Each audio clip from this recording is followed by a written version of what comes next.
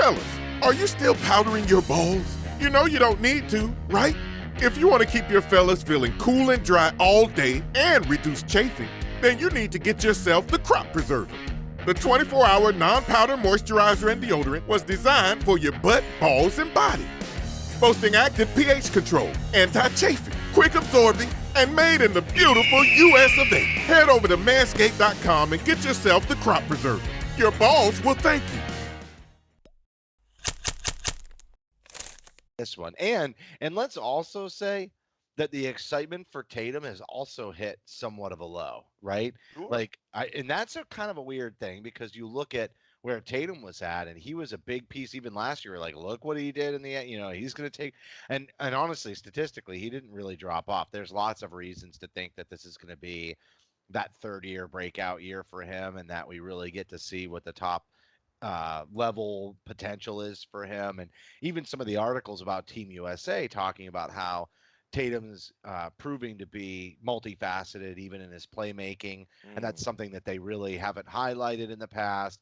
And he's getting more aggressive, and he does look stronger. As a matter of fact, he does look like he's filled out. He doesn't have the rail look anymore. He's not quite as muscle built as Brown, but he's not nearly as far off as he was year one as a rookie. When you remember him coming in and you compared him to Brown, he was kind of string beanie. But now, he's got some build. He's clearly been putting the work in to be a little bit more of a force on the block. And we saw both him and Brown in a couple of games. At least I saw in some highlights where they were able to body up in the post and actually go up and over the defender. And that's kind of good stuff to see. Yeah, absolutely. You're absolutely right. I'm glad you pointed that out because he does, and you can see it really in the shoulders. I mean, that's really I thought where you saw Giannis, the difference in Giannis. He was kind of rail thin as well when he got started, but you saw the shoulders just kind of become like these hulking behemoths. You're like, okay, things are happening here, and I think you're also seeing that with Tatum now.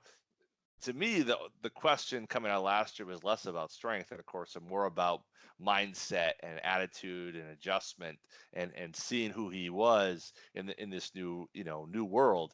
But you're absolutely right that I thought we've seen some good signs of that from USA Basketball, as you said, playmaking. Yes, I mean really making some strong decisions playmaking wise that really make me feel like how are we going to take advantage of this to a greater degree on a team with Kemba Walker and a team with Gordon Hayward and Marcus Smart.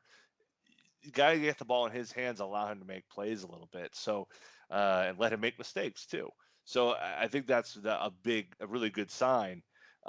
But his growth and development is so important going forward.